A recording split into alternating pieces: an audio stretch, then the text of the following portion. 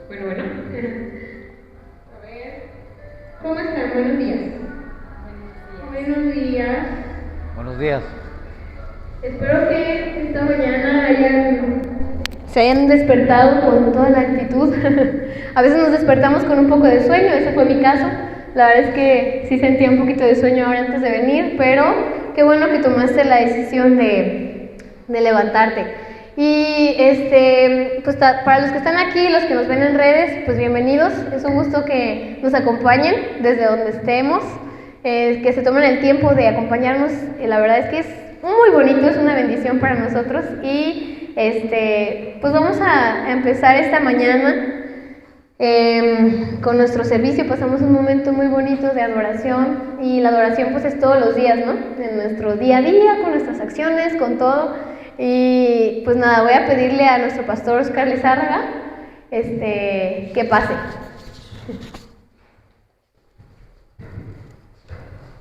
Bueno, buenos días a todos, buenos días a las personas que están aquí presentes y también a las que nos ven por medio de las redes.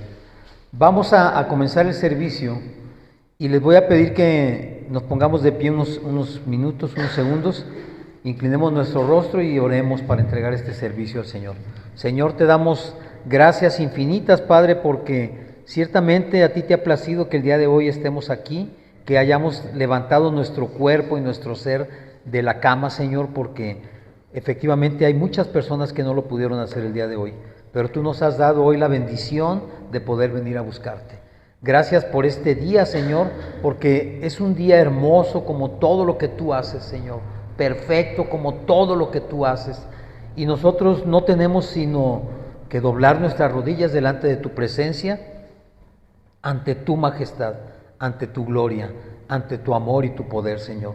Te damos gracias por todo y te entregamos este servicio en el nombre de Cristo Jesús. Amén y amén. ¿Pueden tomar su lugar?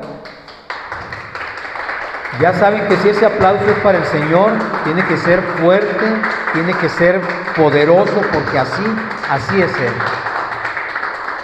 Muy bien, pues hay cosas que de repente pues no es que se nos pase, sino que en lo personal yo me meto tanto en la prédica que se me olvida a veces hacer o mencionar algunas cosas, y quiero dar las gracias a las personas que constantemente y de manera voluntaria aportan para la obra.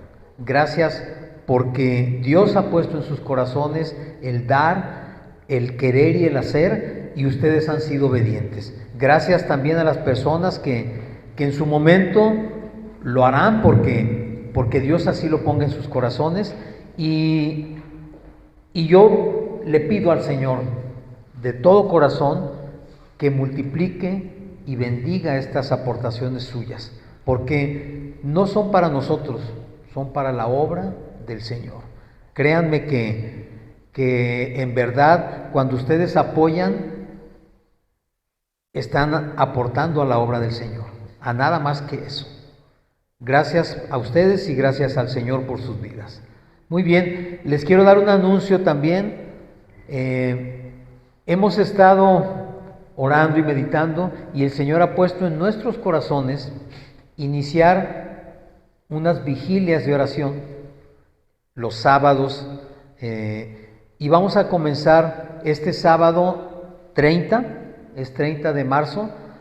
Vamos a aprovechar que ese día es la vigilia de la resurrección del Señor, y vamos a estar orando y adorando al Señor aquí, desde las 6 de la tarde, que bueno, como ustedes saben, en el tiempo tradicional del pueblo hebreo, las noches, el principio del día, porque el día comienza para ellos a las 6 de la tarde, empieza la primer vigilia, y son 4 vigilias las que son durante la noche. No vamos a estar las 4 vigilias.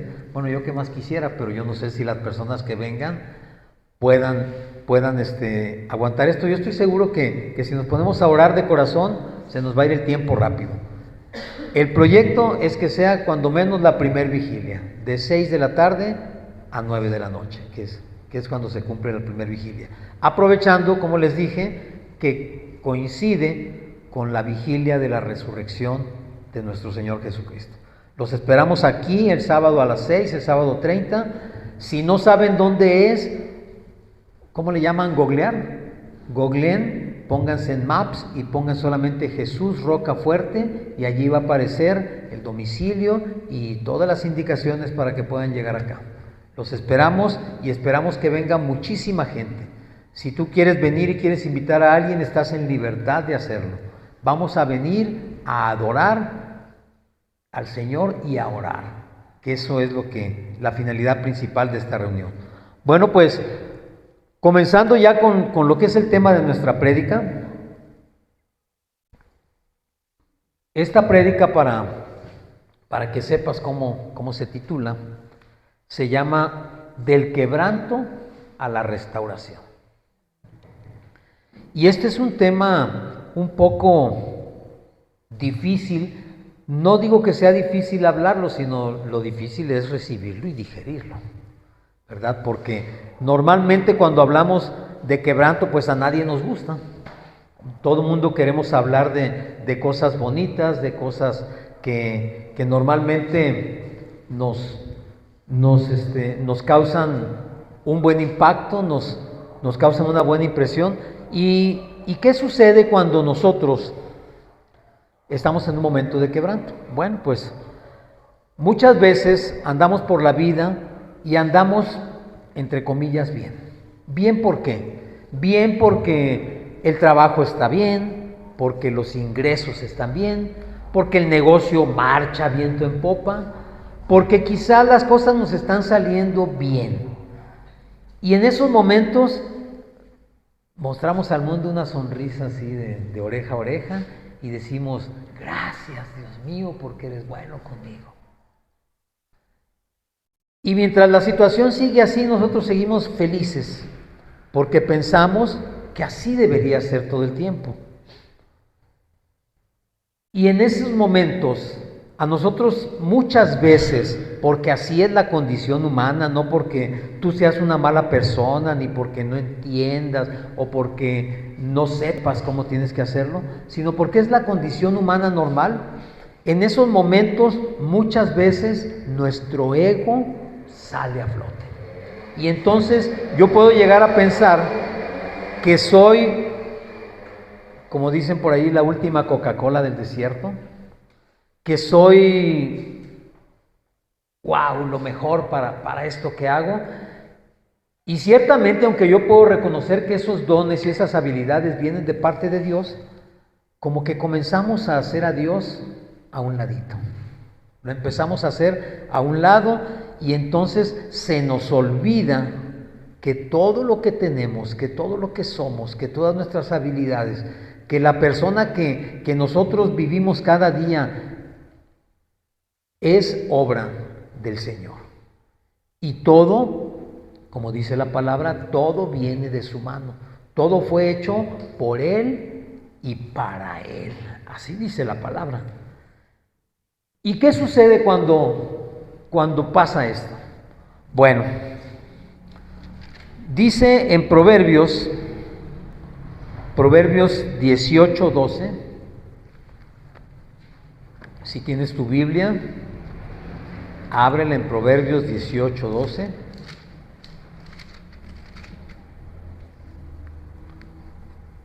Y dice así: antes del quebrantamiento se eleva el corazón del hombre, y antes de la honra es el abatimiento. Si tú te preguntas por qué las situaciones cambian, aquí tienes la respuesta. Porque nos está diciendo la palabra que antes de que venga un quebrantamiento, tuvo que haber necesariamente, ¿qué? Que el corazón del hombre se eleva, es decir, que nuestro ego sube. que nuestro amor propio está por las nubes, que nuestra, como decía Pablo, nadie tenga de sí mismo mayor concepto que el que debe de tener. O sea, el concepto propio está por arriba. Y eso, créeme mi hermano, que si Dios tiene para ti bendiciones grandes, eso estorba. Y te va a estorbar de tal manera que el Señor dice, quieto. Te pone un momento, un alto y te dice, espérate. Te estás yendo por otro lado. Yo te quiero bendecir, yo te quiero dar todo, pero no es así. Tienes que ser con un carácter, con una actitud diferente a la que estás viviendo actualmente. Y entonces, por cosa inentendible muchas veces, la situación cambia de un momento a otro, de estar con un negocio próspero, de repente ya no hay negocio o pareciera que no hubo negocio. De estar tú haciendo tus cosas normales, de repente todo se te complica, se te acumulan las deudas, se te acumulan los problemas, se te acumula el trabajo y a veces se te acumula también el ego, porque el ego sigue ahí actuando y diciéndote, como dice el mundo, tú puedes, tú sal adelante, tú eres capaz de todo, y se nos olvida que nuestra capacidad y nuestras habilidades provienen precisamente del Señor. Y queremos resolver las cosas a nuestra manera y simple y sencillamente no podemos. ¿Qué sucede? ¿Por qué sucede esto? Fíjense bien. Quebrantar viene, el verbo quebrantar en hebreo es leshabar. Leshabar. Y significa algo así como romper, rasgar, doler, o sea, es sentir un dolor muy fuerte y destruir también. Y entonces, ¿qué pasa aquí?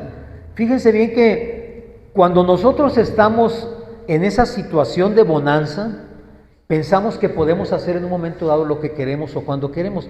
Y no somos los únicos. Siempre tenemos que hablar con base a la palabra y siempre tenemos que poner los ejemplos conforme a la palabra. Todos ustedes, estoy seguro, han escuchado hablar de David, del rey David.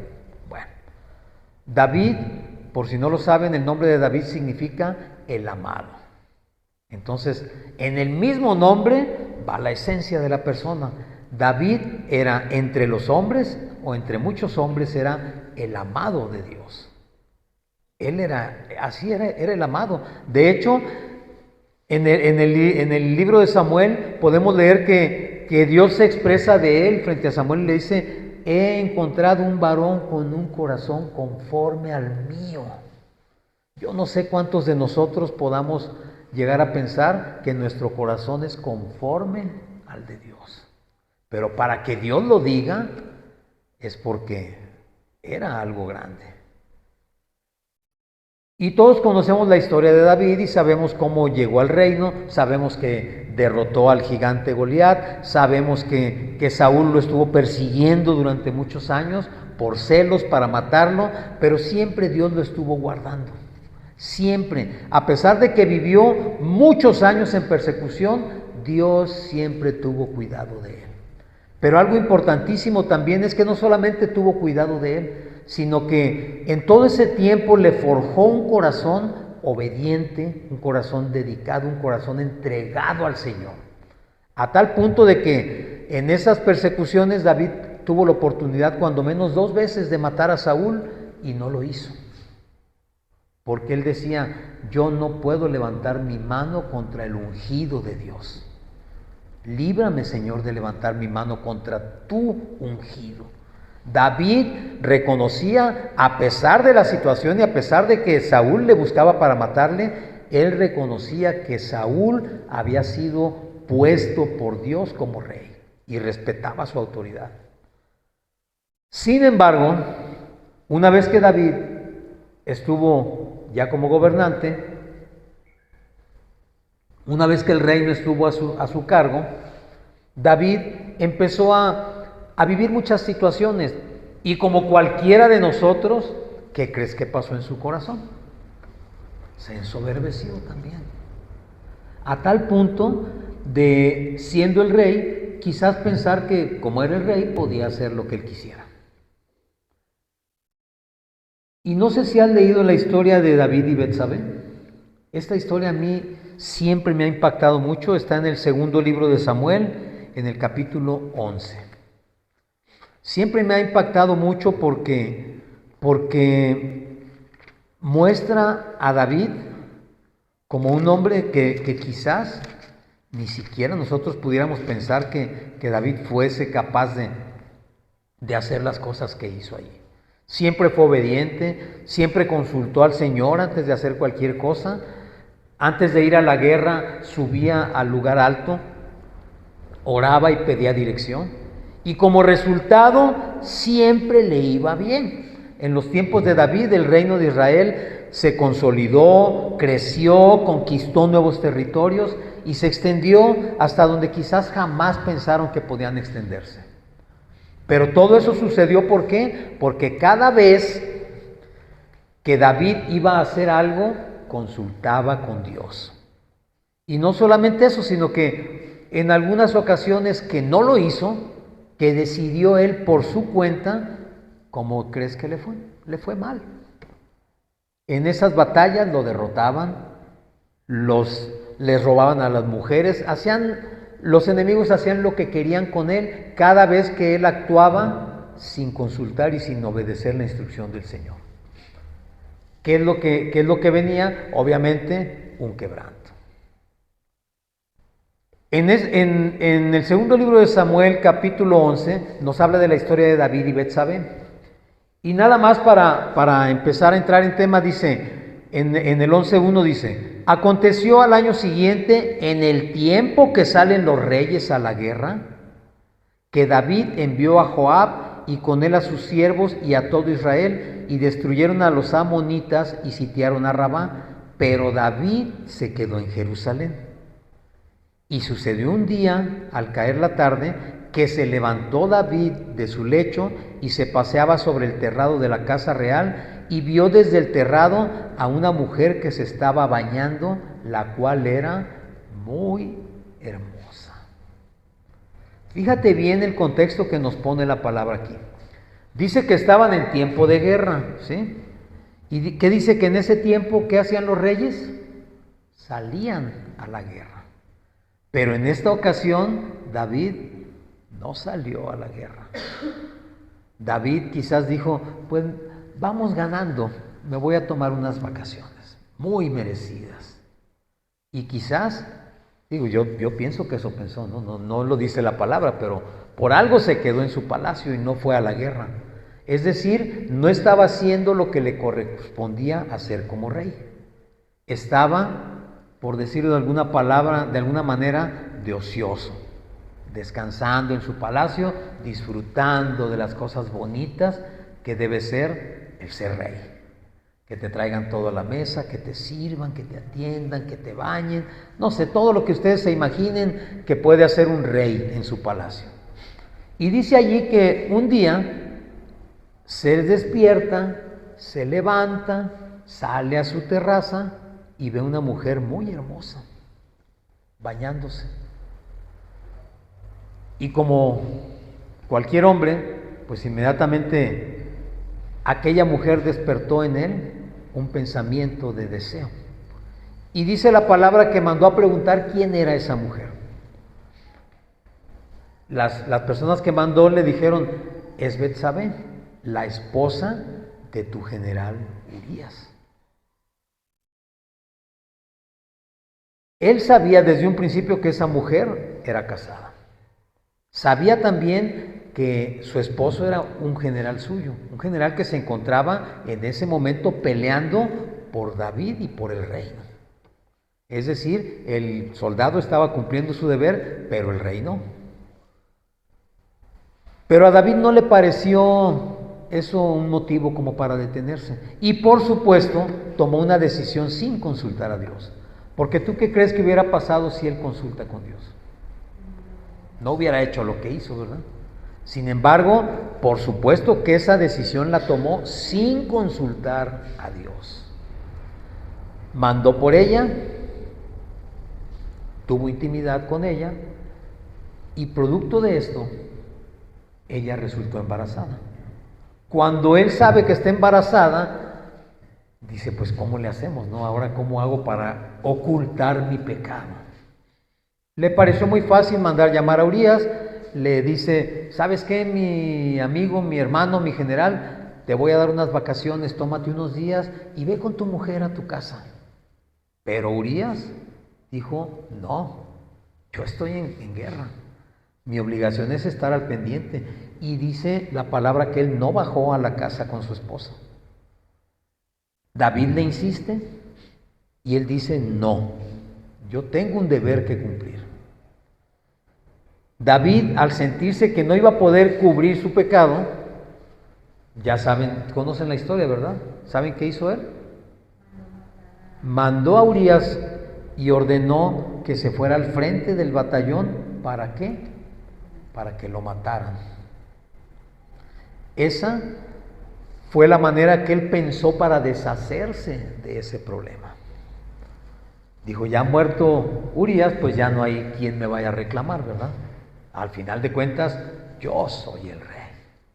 Y así sucedió, lo manda a la batalla, lo matan y David se queda con Betsabé. Pero de esto resulta que nace un bebé que luego se enferma y David empieza a sufrir porque su hijo está muriendo, su hijo bebé.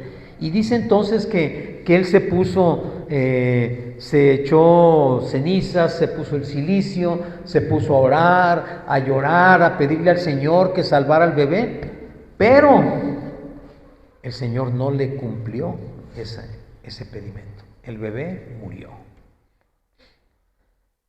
Y cuando esto sucede, hay un personaje que aparece aquí que se llama Natán, que viene actuando como la conciencia de David y le dice, le hace ver el error en que él se había metido y lo compara con un hombre que le roba su oveja, su única oveja, a un campesino. Teniendo él muchas ovejas, dijo, quítenle la suya y vamos a sacrificarla y nos la vamos a comer. Y entonces le dice, ¿tú qué harías con ese hombre? No, dice, pues ese hombre merece la muerte. Bueno, dice, ese hombre eres tú. Cuando David cae en cuenta de eso, pues obviamente ya no le gustó lo que le dijeron, ¿verdad? Porque lo estaban acusando del pecado que había cometido. Le estaban haciendo consciente de lo que él había llegado a hacer por quitarle a ese hombre su única oveja, su esposa. Cuando esto sucede, después del quebrantamiento que sufrió David, después de todo lo que tuvo que pasar, de todas las situaciones que tuvo que vivir, David escribe el Salmo 51. Vamos a ir al Salmo 51. Y quiero que pongan mucha atención en lo que dice aquí.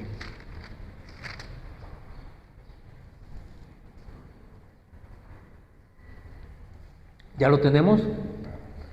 Bueno, como título dice, arrepentimiento y plegaria pidiendo purificación. Y empieza David diciendo, ten piedad de mí, oh Dios, conforme a tu misericordia. Conforme a la multitud de tus piedades, borra mis rebeliones. Lávame más y más de mi maldad y límpiame de mi pecado. Porque yo reconozco mis rebeliones y mi pecado está siempre delante de mí.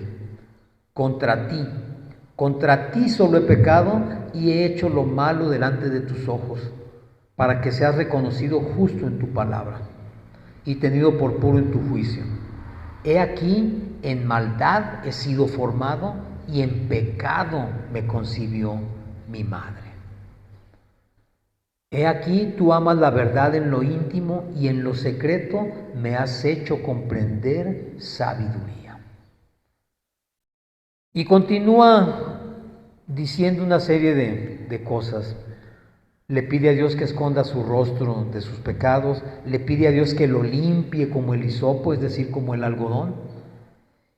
Y en el versículo 10, a mí me llama mucho la atención y por supuesto que me pone a meditar sobre esta palabra. Dice, crea en mí, oh Dios, un corazón limpio y renueva un espíritu recto dentro de mí. No me eches de delante de ti y no quites de mí tu Santo Espíritu. Vuélveme el gozo de tu salvación y espíritu noble me sustente. Si seguimos leyendo en el versículo 16 dice, porque no quieres sacrificio, que yo lo daría. No quieres holocausto. Los sacrificios de Dios son el espíritu quebrantado. Al corazón contrito y humillado no despreciarás tú, oh Dios. Cuando Dios dijo que David tenía un corazón conforme al suyo, por supuesto que no se equivocó. David conocía el corazón de Dios. Y David sabía que a pesar de que él había hecho algo muy malo, sabía que Dios es infinitamente bueno y perdonador, y le decía, yo sé que tú no puedes rechazar a un corazón contrito y humillado. Tú no lo vas a despreciar, Señor. El único sacrificio que tú quieres es que yo presente frente a ti un corazón quebrantado. ¿Por qué un corazón quebrantado? Porque un corazón quebrantado es un corazón que se humilla, un corazón que pide dirección, un corazón que sabe que hizo mal algunas cosas, pero que está dispuesto a escuchar instrucción y sobre todo a obedecer. Un corazón que sabe que como humanos nos equivocamos, que podemos tener muchísimos errores, pero que sabemos y creemos en un Dios tan grande, tan maravilloso, tan poderoso, que lo único que necesita para cambiar nuestra situación es que nosotros nos presentemos delante de Él con ese corazón contrito y humillado. Que esa soberbia se vaya de nuestra vida, que esa autosuficiencia se quite de nuestra mente y que nos dispongamos delante de Él y le digamos, Señor, perdóname, pero tú dime qué es lo que yo debo hacer y lo voy a hacer. Y sabemos que David, cuando oraba y se presentaba así delante de Dios, Dios le respondía. Dios sanaba sus heridas, Dios sanaba su corazón, Dios cambiaba su situación totalmente y de manera milagrosa y maravillosa. Dios se mostraba de una manera portentosa en la vida de David cuando él iba y se humillaba delante de Dios. Y eso es lo que el Señor quiere que tú y yo hagamos.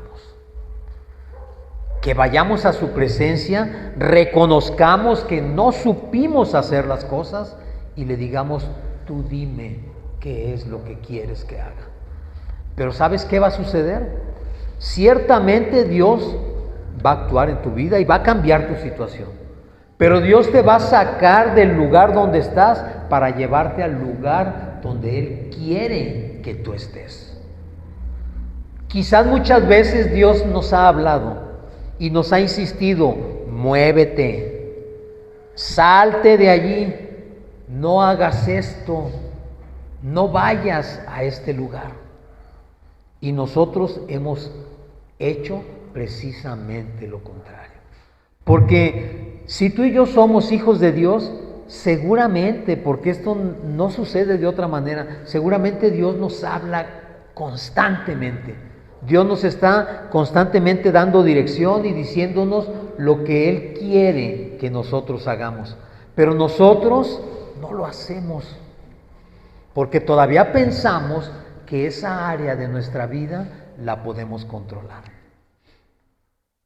Yo siempre les digo que prácticamente La mayoría de las situaciones que le suceden a las personas me han sucedido a mí. A mí también me sucedió.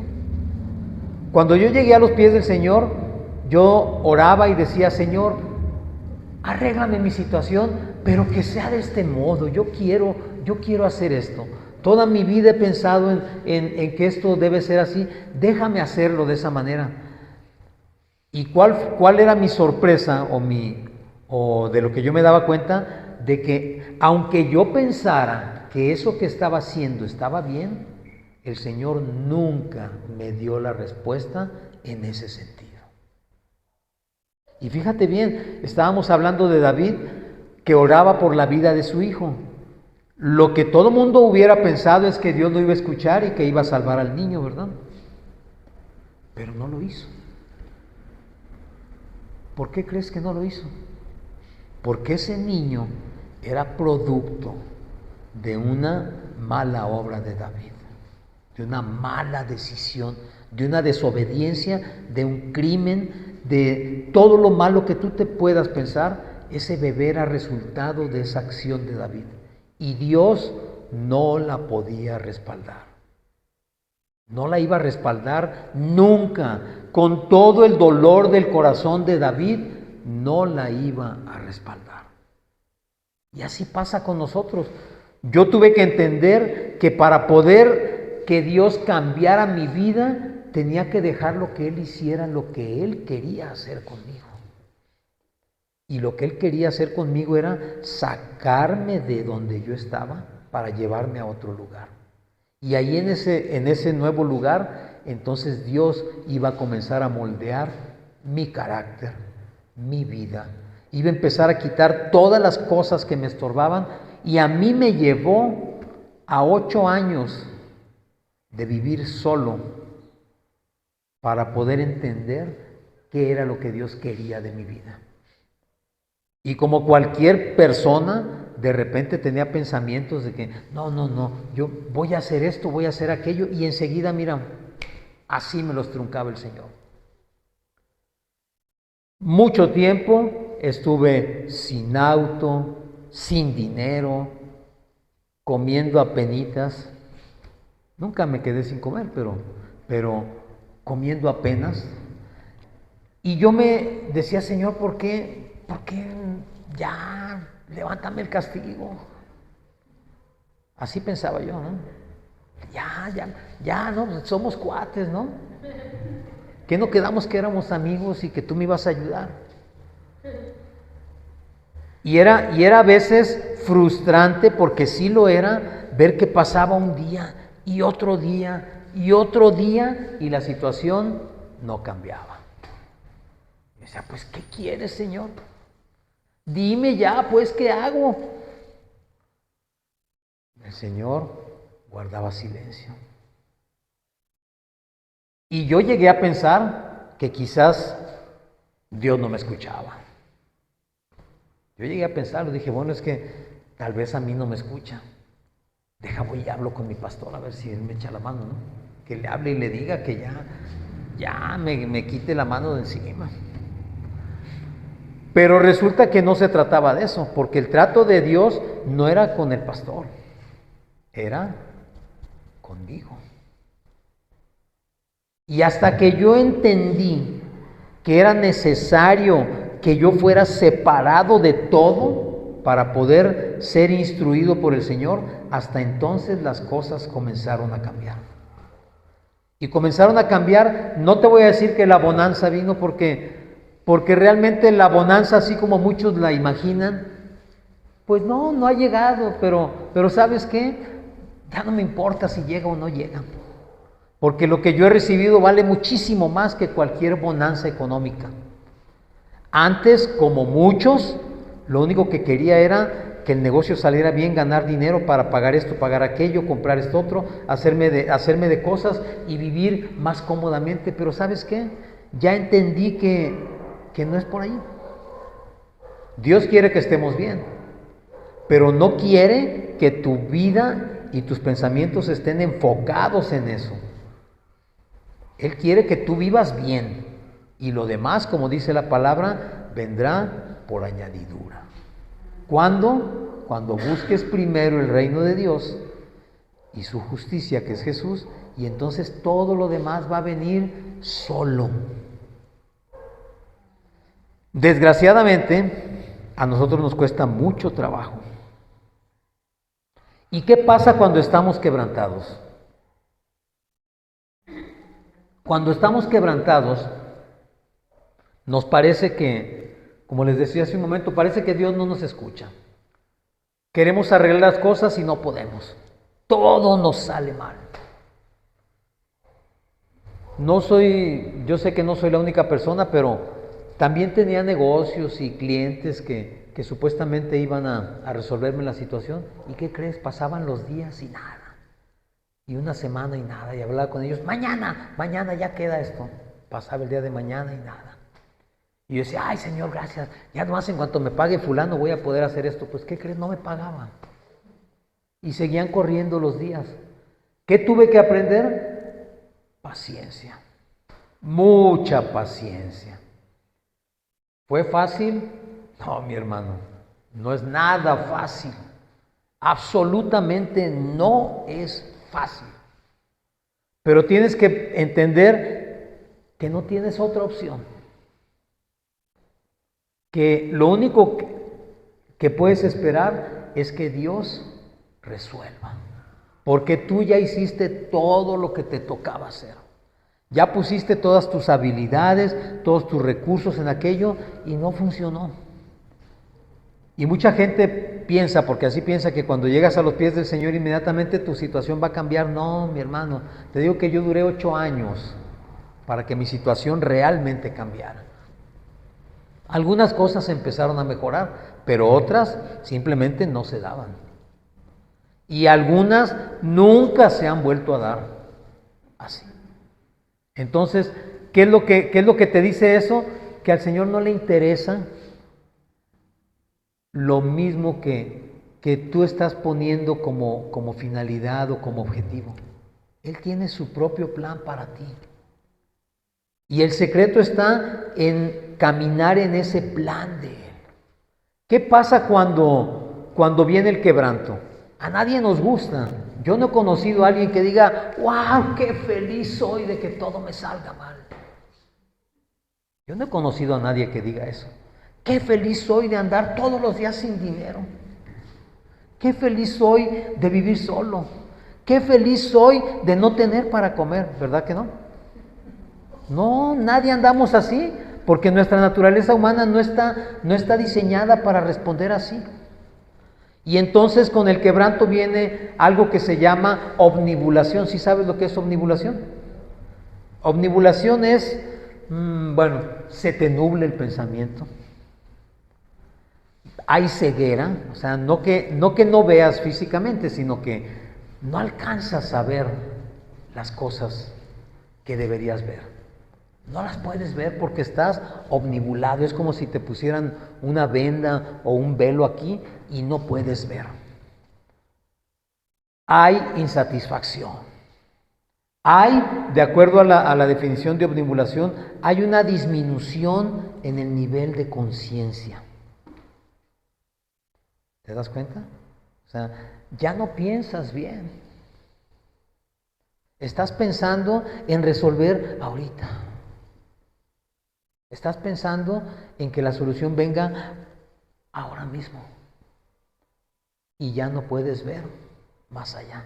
¿Recuerdan la semana pasada que hablamos de Jireh? ¿Y qué dijimos que era la definición de Jireh? Ver. O sea, no ver físicamente, sino poder con los ojos espirituales ver que aquello que tú esperas ya está. Lo único que te falta es llegar, pero ya está, ya existe. En la mente de Dios ya está. Lo único que necesitas es que tu mente y la de Dios coincidan en un punto para poder ver aquello que ya está hecho. Pues cuando tu pensamiento se omnibula, tú no puedes ver. Porque tú lo único que ves es, a las 12 de la tarde se me vence el plazo. ¿Y sabes qué? Yo sé que no soy el único, pero cuando yo estaba lleno de deudas, En aquellos tiempos la manera de cobrar era muy diferente. Todo el día y toda la madrugada te marcaban por teléfono. Yo ya tenía miedo de tocar el teléfono. Cuando timbraba no quería ni siquiera ver quién me estaba hablando, porque ya sabía que me estaban hablando para cobrar. Ya lo sabía. Llegó un momento en que le dije, Señor, ayúdame por favor. Hazme invisible delante de toda esta gente.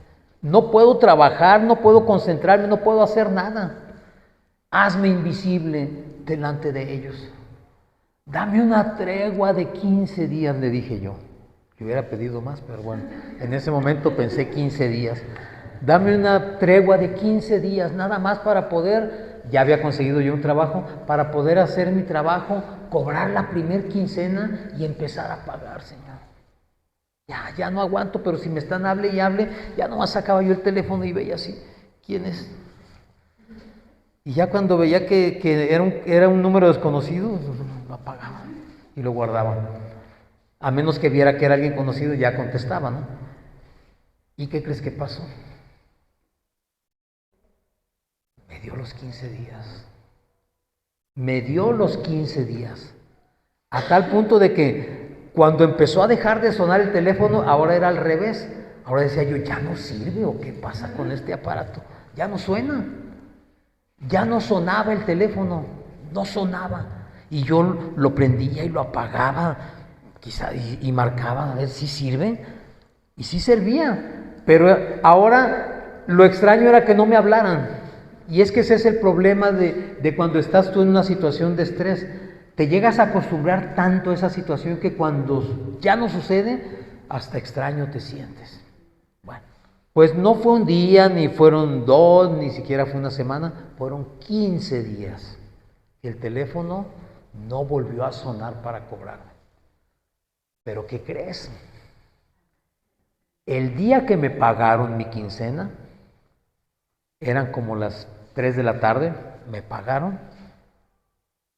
En cuanto me terminaron de dar el último billete, sonó el teléfono. Y cuando sonó dije, wow, ay, otra vez esta gente. ¿Pero qué crees? Ya llevó un recurso. Entonces, ¿qué hice? Buenas tardes, ¿cómo están? Oiga, señor, mire, lo dejamos descansar 15 días para que estuviera usted tranquilo y pudiera pensar bien cómo nos iba a pagar. Le dije, ya está, mi amigo, no te puedo pagar todo, pero ¿cuánto te debo? Tanto, vente y te voy a abonar una parte. A los 10 minutos estaban allí cobrándome. Pero así fue, o sea, yo ya le dije, bueno, gracias Señor, aquí está, yo te prometí que en cuanto recibiera les iba a empezar a pagar. Y así lo hice. ¿Y sabes qué? Tú te das cuenta realmente que Dios sí quiere sacarte de esas situaciones. El problema es que muchas veces no nos dejamos llevar ni pastorear por el Señor. Queremos seguir haciendo las cosas como nosotros queremos. Y no solamente eso, vienen situaciones de tentación donde tú estás dispuesto muchas veces a hacer algo que tú sabes que no quieres hacer, que tú sabes que no debes hacer, pero tu desesperación es tanta que a veces tienes esos 5 minutos de lucidez y lo rechazas, pero luego vienen horas y días de angustia donde tú dices, si yo hubiera aceptado aquello que me propusieron, ya hubiera salido de mi bronca. ¿No te ha pasado? Si yo hubiera aceptado eso, ay, total, pues, como dice una canción por ahí, no, ¿qué tanto es tantito? Ya hubiera resuelto esto y ya no tendría el problema. Pero no, muy recto y muy decidido dijiste no. A mí también me ha sucedido y hace poco me volvió a suceder. Me hicieron una propuesta para hacer algo que yo no debía hacer y había mucho dinero de por medio. Yo inmediatamente dije no, pero luego ¿qué crees? Luego se nos vino una situación donde todo nos fallaba y se descompone el auto y problemas en la familia y de repente dices tú, si lo hubiera hecho, tendríamos dinero para resolver todo esto, ¿verdad? Pero no, si Dios te dijo no lo hagas es porque no debías hacerlo. Y si obedeciste, gloria a Dios por tu obediencia. Si no lo hiciste, gloria a Dios, porque en ese momento tuviste la entereza de decir no. ¿Y sabes qué? Dios va a respaldar esa decisión. Dios va a sacar adelante esa situación. Pero hay cosas en tu vida que necesita quitar, que necesita transformar, que necesita cambiar. Porque dijimos que el título de la prédica era ¿qué? Del quebranto a la restauración. Dios va a restaurar tu vida. Dios va a restaurar tu situación. ¿Y sabes qué significa restauración? Fíjate nada más, Déjame decirte. El verbo restaurar en hebreo es shachzer, leshachzer, y significa rehabilitar, renovar, hacer nuevas las cosas, y eso es lo que Dios quiere hacer en tu vida. Dios quiere llevarte al punto donde tú no tienes ningún problema, porque de eso se trata la restauración. La restauración se trata no únicamente de sacarte de esta situación, sino de que en tu vida haya un cambio total. Y para esto Dios te va a mover. Dios no te va a dejar en el lugar donde estás, ni en la situación donde estás, ni en las condiciones donde estás. Ni siquiera te va a dejar en ese lugar donde tú a veces vas y dices tú, pues aquí me distraigo un poco. No, te va a cambiar todo. A mí me cambió todo, todo. Las cosas que yo hacía antes de llegar al Señor, ya no las hago, ya no las puedo hacer. Y si me pongo a enumerártelas, vas a decir, ¿y cómo hiciste todo eso? Pues yo no lo hice, lo hizo Él. ¿Pero qué fue lo que tuve que hacer?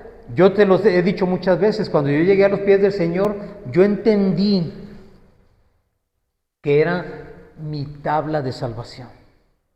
Yo entendí que si no me agarraba de esa tabla, ya no iba a haber oportunidad de cambiar mi vida. Claro, yo llegué a los 50 años, quizás tú tienes 20, 30. ¿Qué diera yo por haber llegado a esa edad a los pies del Señor y no haber cometido tantas burradas como cometí? Pero el Señor quiso que yo fuera a los 50, entonces de eso yo no tengo la culpa. Él me llamó hasta los 50, aunque me había estado hablando desde muchos años antes. Cuando eso sucedió y yo entendí que o lo hacía o se acababa Óscar Lizárraga, fue cuando entendí que aunque no me gustara lo que me estaban diciendo, porque no es agradable, a nadie le gusta que le digan que lo está haciendo mal. A nadie le gusta que le digan, deja de hacer esto y haz esto otro. Cambia de lugar, haz esto, cambia esta actitud, cambia tu manera. A nadie nos gusta. Pero cuando tú entiendes que no hay de otra más que de esa, entonces dices tú, bueno, ok, Señor, aquí estoy. Así se llamó la semana pasada, ¿verdad? Heme aquí, aquí estoy. Ya entendí, me está doliendo mucho, pero lo estoy entendiendo. Restáurame, Señor. Como decía David, crea en mí, oh Dios, un corazón limpio y renueva un espíritu recto delante de mí. Señor, lo único que tengo para ofrecerte es esto que tú has puesto en mí. Es lo único que tengo. Y yo estoy trayéndolo a tus pies. El Señor Jesús, cuando iba a comenzar su ministerio, dice la palabra que llegó a la sinagoga y se presentó y leyó lo que tocaba leer, porque en las sinagogas todos los días hay una lectura que ya está establecida. Y ese día que Jesús se presenta en la sinagoga, tocaba leer Isaías 61:1. Y lo vamos a encontrar en Lucas 4:18. Vamos a ver Lucas 4:18, ya casi terminamos. No se me desesperen. Lucas 4:18.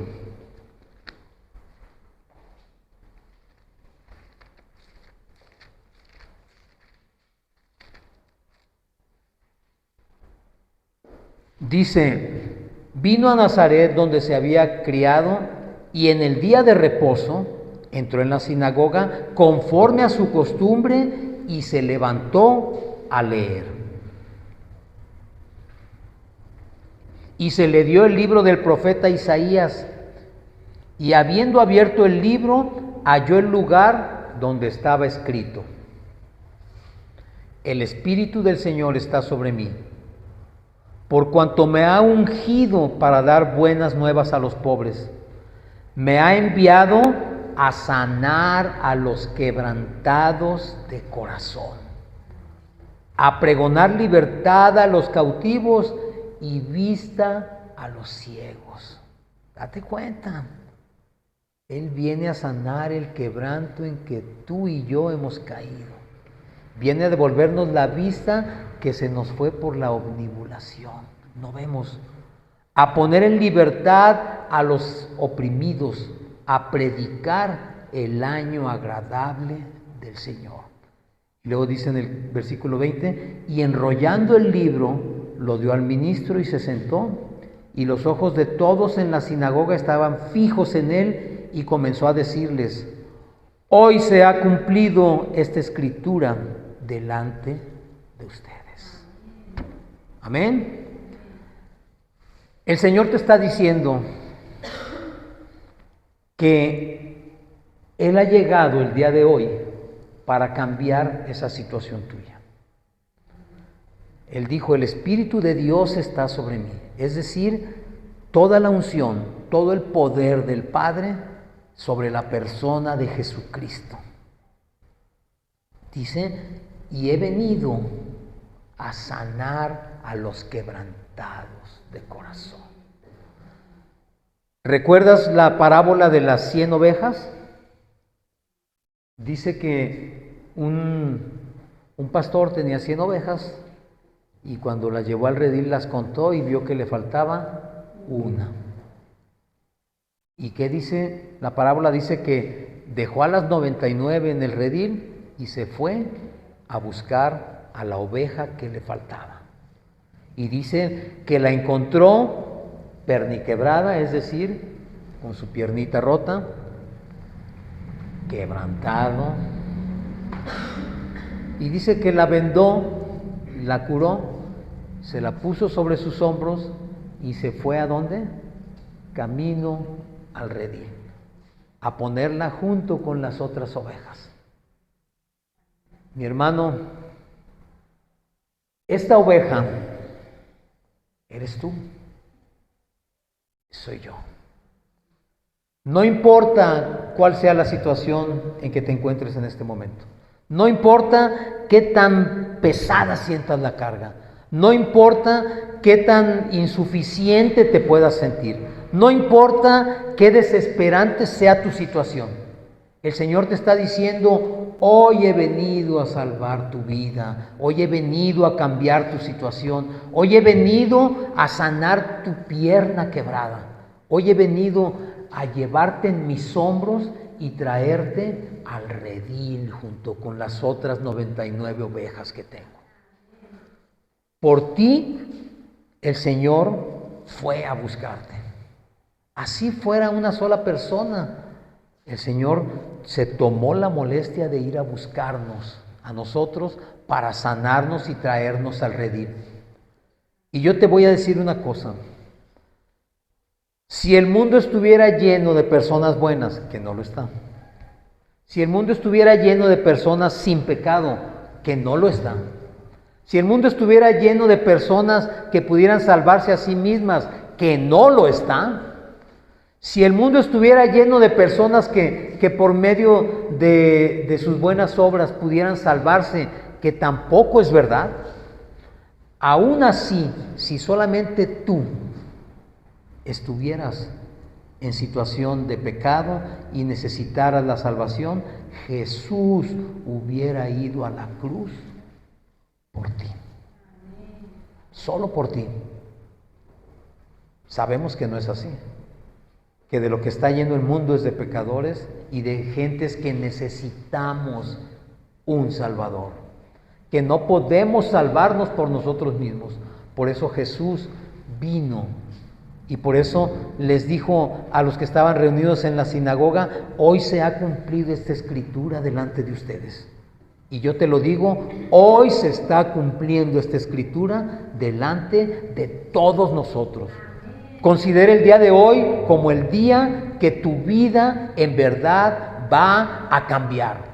Considera el día de hoy como el día que tu vida va a dar un vuelco que ni siquiera tú te imaginas, donde todas las cosas van a salir conforme a la voluntad de Dios, donde todas las cosas van a ser conforme al propósito de Dios para tu vida. Ponte de pie, por favor. Vamos a despedir este servicio con una oración. Señor, este día, Padre, hemos venido con un corazón quebrantado, con un corazón humillado delante de ti, Señor, para que en tu presencia doblemos nuestras rodillas y declaremos que tú eres el Señor, que tú eres nuestro Dios, que fuera de ti, Señor, no queremos, no deseamos nada, no podemos vivir separados de ti, Señor. En este momento nos declaramos tus siervos, nos declaramos tus adoradores, Señor, y estamos poniendo nuestro corazón delante de tu presencia para obedecer, Señor. Márcanos el camino, quítanos las cosas que no te sirven, Señor. Haznos vasos nuevos, Señor. Haznos odres nuevos para que dentro de nosotros el vino nuevo de tu misericordia, de tu unción, de tu amor pueda ser contenido, Señor. No queremos ya ser más las personas que hemos sido hasta este momento. No queremos caminar más en desobediencia, Señor. Queremos caminar conforme a tu voluntad y conforme a tu propósito. Gracias, Señor, porque el día de hoy tú has puesto en mi corazón el deseo de servirte, de adorarte, de seguirte, Señor. Porque el día de hoy tú has puesto en mi corazón la convicción de que tú eres Dios, Señor. Y que para ti no hay nada imposible, que yo lo único que necesito es acercarme a mi Padre, abrazarlo, besar tus pies, Señor, estar en ese lugar increíble, en el lugar más alto que podemos estar, que es a tus pies, Padre. No hay lugar más alto ni más grande para nosotros que estar a tus pies. Te entregamos todo lo que somos, Señor, y lo ponemos en tus manos, en el nombre precioso de Cristo Jesús. Amén y amén.